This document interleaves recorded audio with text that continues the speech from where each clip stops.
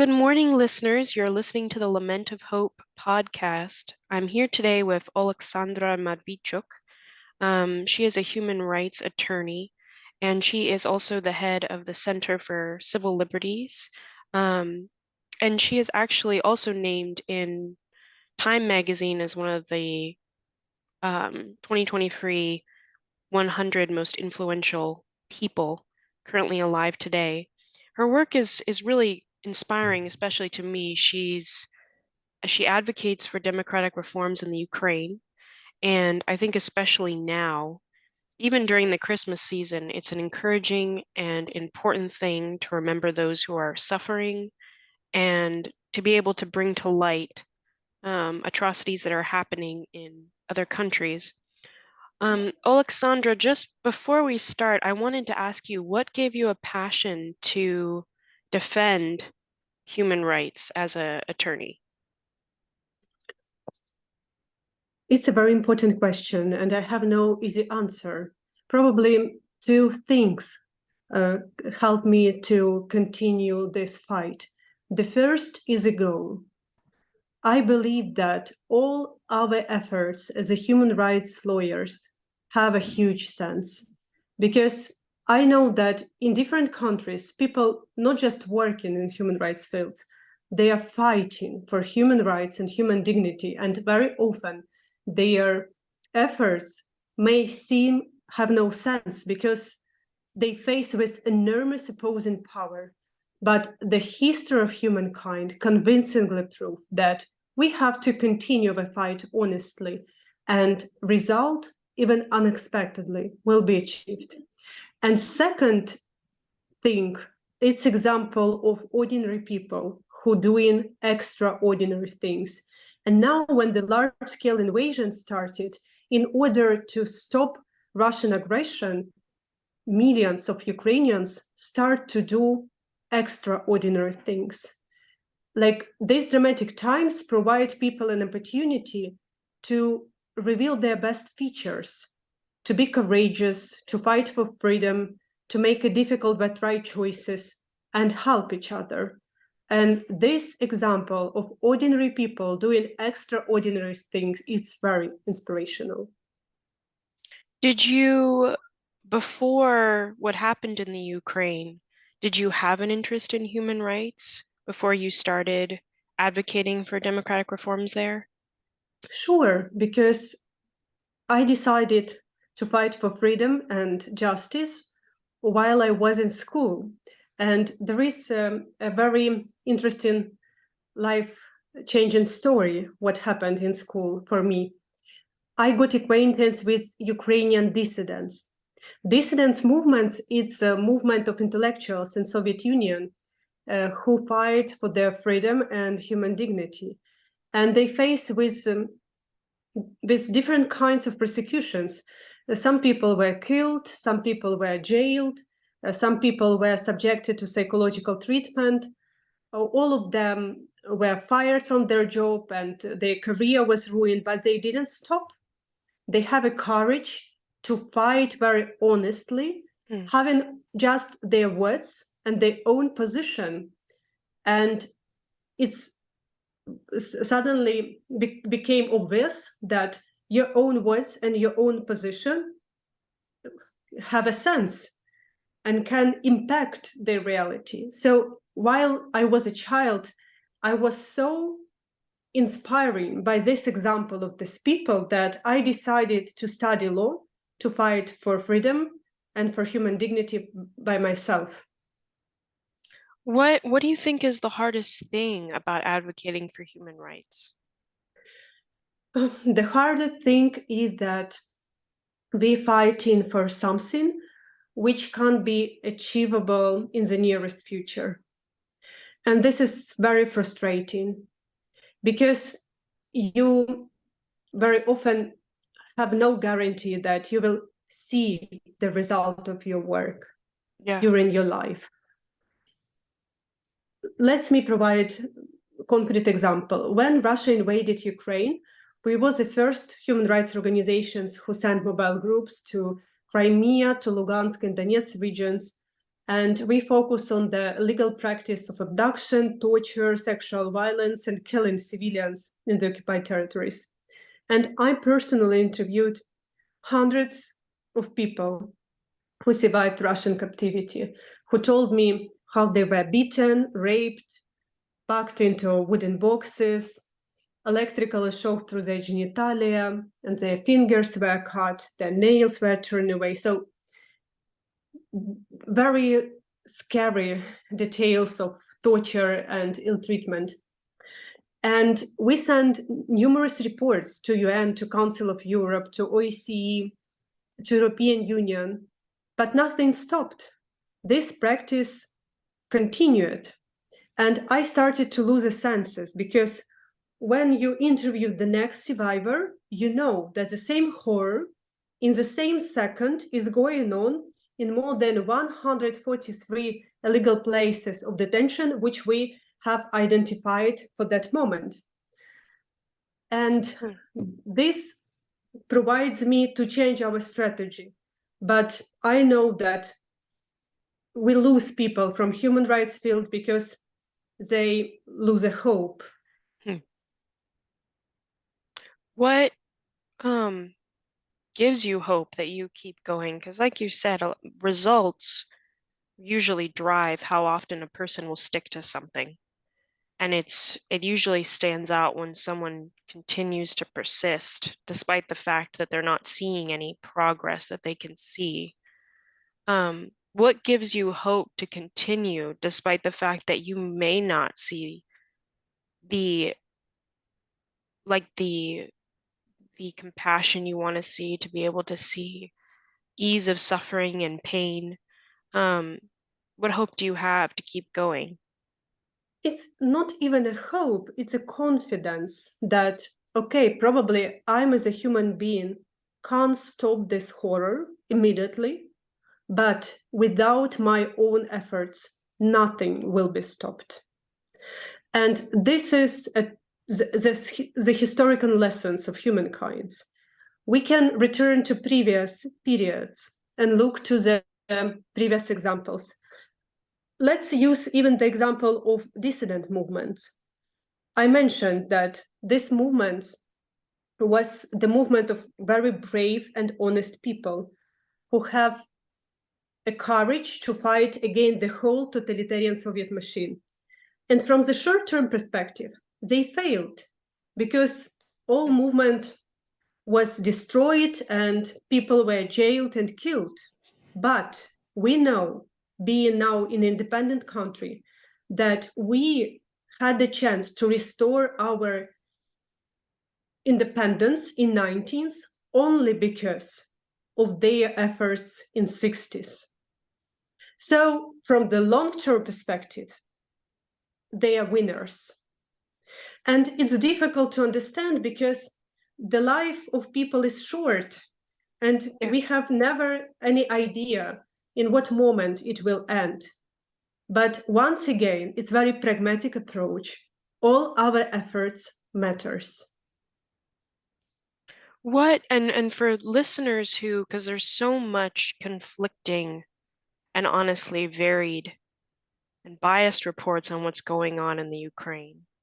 And for you who's actually been speaking with people who've experienced the atrocities there, can you give a summary of what currently is going on in the Ukraine and what specific democratic reforms you are hoping to bring about? I will answer to this question, but before I have to provide a pre-context, because it's very important to understand the current situation. 10 years ago, millions of Ukrainians stood up their voice against corrupt and authoritarian regime who stopped Euro integration process. And people peacefully protested against this decision just for a chance to build a country where the rights of everybody are protected, government is accountable, judiciary is independent, and police do not beat students who are peacefully demonstrated. And we paid a rather high price for this chance because people faced with systematic persecutions, Mhm. I know what I'm saying about because I was coordinator of civil initiative Euromaidan SOS for that moment. And every day, hundreds and hundreds of people who were beaten, arrested, tortured, accused in fabricated criminal charges pass through our care. But authoritarian regime collapsed. And the final point, it was when police started to gunning down the peaceful demonstrators on Maidan Square, and more than 100 people were killed there. People were died under the Ukrainian and EU flag, and probably with the only one nation whose representatives provide blood for EU values. So this opened a chance for Ukraine to start this democratic reform. And in order to stop us on this way, in February 2014, Russia started the war of aggression. Russia occupied Crimea, part of Lugansk and Donetsk region, and last year extended this war to the large-scale invasion. So all these years, we have two goals. First is to defend our country, our people, and our democratic choice from Russia. And second, regardless that we are in a war, to move further on this path, which was underlined by Revolution of Dignity, which means to make democratic transformation. And this is difficult to do, even during the peaceful time. And current members of EU can tell how long from them takes to be in line with all criteria. But you can just imagine how difficult is to make democratic reforms during the time of large-scale war.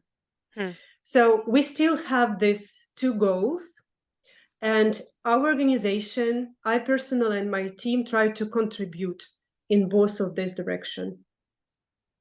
And what population of Ukrainians, because I've read that the women and children suffer a great deal, especially in the war, because they're the most vulnerable. Is that true? Millions of Ukrainians are suffering because when there is no safe place anymore where you can hide from Russian rockets. And when Russian rockets hit residential buildings, like Russian rockets is indifferent who the inhabitants are of this building. It can be men, women, or children. But sure that when we speak especially about children, is the most sensitive and vulnerable group during the large-scale war. Now, are you currently in the Ukraine? You are, right? Yes, I'm in Kyiv. So, how do you feel just being a civilian there yourself in the sense of, like you said, life is short, and especially during a time of war, death may feel very close to you. Um, how does that hit you living in that reality day after day? Because I think in America, we're blessed in a huge sense is that we've not had any really large scale war in quite some time directly in our country. And so living in a sense of fear for your life isn't really something that we are cognizant of. So how does that feel for you? The war probably is the most horrible things which just can happen in human life. There is no plus in war. War is a tragedy. War is blood. War, it's mean that everything which you call normal life was ruined in 1 second. The possibility to go to work, to meet with your friends in cafe, to hug your beloved ones, to have this family dinner, it's disappeared. So I would never wish any nation to go through such experience. But I personally not concentrated on fear of death. Yes, it can happen any moment because once again, Shalin, it's a lottery and you never know what next residential building which will be hit by Russian rockets. But I must admit that we have a huge privilege to have a chance to fight for freedom. We are not in cemetery. we are on the battlefield, and this battlefield have metaphysical character. I mean, not just military dimension of the war. I mean also value dimension of this war, because it's not just a war between two states, Russia and Ukraine. It's a war between two systems, authoritarianism and democracy. And we have a chance to win and to expand the space of freedom in other parts of the world. And it's a privilege to have a chance. Now, have you personally lost any family members to the war? I lost several closest people to me. According to all Ukrainian survey, I can be mistaken in number, but just to provide the understanding, up to 70% of people answered, approximately up to 70% of people answered that they lost someone in their closest circle, or someone from the closest circle was injured in this war, which means that Russian war knocked in each door, in each family in Ukraine. And it's very difficult to live in a constant atmosphere of death. And it's very difficult to accept this death. I just this morning met with my friend, and we discussed our common friend, who we both love very much. She was Ukrainian writer.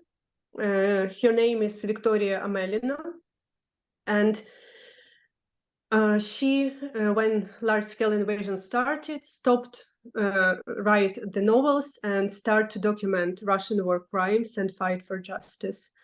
And she organized a lot of and filled missions to the east of Ukraine to collect testimonies of victims of this war. And during the last such field trips, when she was with our common friends, Colombian writers, while they sit in cafe in Kramatorsk, they were hit by Russian rockets, and my friend Victoria Melina was died.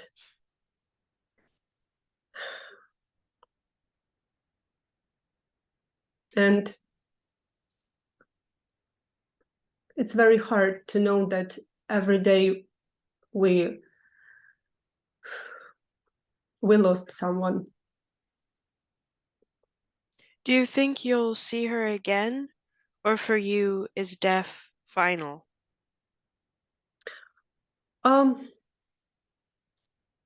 We just discussed it with my friends that we feel her presence. Probably I will not provide details because it's too personal, but she had so much patience to love, to life, and she was so bright and full and love person that we still feel her presence. What you were mentioning the other atrocities that you've heard. I mean, hundreds. What personal toll has that had on you of having to listen to so many stories over and over again? How has that impacted you personally? It has a huge impact because we faced with unprecedented amount of Russian war crimes, and there is a reason for it. Russia uses war crimes as the methods of warfare. So Russia instrumentalized the human pain. Russia deliberately provide enormous pain to civilians in order to break people resistance and occupy the country. And we document not just violations of Geneva or Hague conventions, we document human pain. And now in our database of Tribunal for Putin Initiative, which we conducted together with dozens of regional organizations throughout the country since the large-scale invasion, we have more than 59,000 episodes of war crimes. So it's 59,000 stories. Wow. And very difficult stories. Probably I will tell you one stories because we have to understand that people are not numbers. This is not about numbers. This is about people. And this is a story which wasn't documented by me or by my colleagues because we not work with children directly and not collect testimonies directly from children. But this story impressed me personally. And this is a story of a 10-year-old Ilya from Mariupol. When Russia tried to occupy Mariupol, they sieged the city. They didn't allow International Committee of Red Cross to evacuate civilians, and people were forced to live in basements first for weeks, then for months, without water, food, electricity, medical care, etc. They heat the snow just to have a water, and they make fires in the gardens just to make some food, and they bury that in their gardens. So it's very apocalyptic picture, and Ilya and his mother faced with shelling, and Ilya legs was broken, and mother was hit in the head. And then Ilya described that mother, with the last force, the last strength, take him to some nearest safe place. It was flat of their neighbors. And because there were no medical assistance for the time, Russians destroyed hospitals and all medical infrastructure there. They just hugged each other and lay on a sofa for several hours. And this 10-year-old boy described how his mom passed and become cold in his hands. I can't understand how 10-year-old boy can live with such memory. And just so I want to make sure I understand, this was during a siege of the town that the boy lived in? Yes, it was siege of Mariupol. Okay. And It so was a town that Russian occupied, and it's still under occupation. and were people living in basements because they were unable to, they were afraid? Because Russians don't provide opportunity for them to leave the city, and they destroyed with fires one residential block next to another residential block, regardless of the fact that civilians are there. So it's a tactics. I don't know how it's called in English. In Ukraine, it's called вогневий вал, which means to have something huge as a fire, like to go and to destroy everything which is living there. Okay. Everything alive there. And so the mom died. She died, I'm guessing, of starvation, right? No. They were shelled by Russians. Okay. By So Russians fires. And boy was shelled in legs, and mother was shelled in hit in head. and there were no red. She had forces, and now she had last strength just to take his son to safe place, and then she died because she had no medical care, and she was hit in her head. And you were describing how the boy, when the mom was holding the boy, he felt her die, basically. Yes, exactly. What happened to the little boy? When Russians occupied Mariupol, he was illegally deported to Russia, and they want to cut his leg, but thanks God, they decide not to do it. And then his grandmother find him in Russia, came to Russia and take him to Ukraine, controlled part of territory. Now he is with his grandmother. Okay. So he's returned to the Ukraine then. Yes. What what story that you have personally heard from a survivor has impacted you deeply? I know you mentioned the little boy that you heard, but how about a survivor that you actually talked to yourself? A lot of stories. I can't make a rating because all story is unique. There is no like hierarchy of pain. Right. Yeah. Like, so I can tell you stories of, for example, a girl who was illegally arrested and she was severely beaten, regardless of the fact that she is pregnant. And she told me that she begged not to beat her because she's waiting for a child, and she got answer that you have pro-Ukrainian sympathy, and that is why your child has no right to be born. Oh, I'm sorry, Alexandra, you beeped out a bit. Can you say that last part again? I told that she was severely beaten, regardless that fact that she was pregnant, and she told me that she begged not to beat her because she is waiting for a child. Yeah. And she got an answer that you have pro-Ukrainian sympathy, and that is why your child have no right to be born. Did the baby survive or no? Yes. Why do you think it's important for people to fight for what is right, despite the fact that what is wrong or evil is so big and at many times really overwhelming? Because unpunished evil grows. And we live in a very interconnected world. Freedom is very fragile.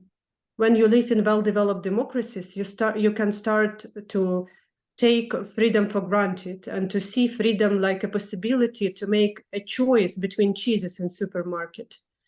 But freedom is very fragile. It can disappear tomorrow because today you make the wrong choice. And in our interconnected world, only spread of freedom make our world safer. Let's return to example of Russian war against Ukraine. What Russia tried to convince with this war? Russia tried to convince that country with a strong military potential and nuclear weapons can break international order, can dictate its rules to entire international community, and even forcibly change the internationally recognized borders. And if we will not punish this evil, another authoritarian leaders in the world will do the same. And because UN system of peace and security is not working and can't stop the wars anymore, we will find ourselves in a very dangerous world, in a world in which even democratic countries will stop financing healthcare, education, business development, or some solving complex problems like social inequality or climate change, but will force to invest money into weapons. We will be a witness of emergence of robotic armies and increase of a number of nuclear states.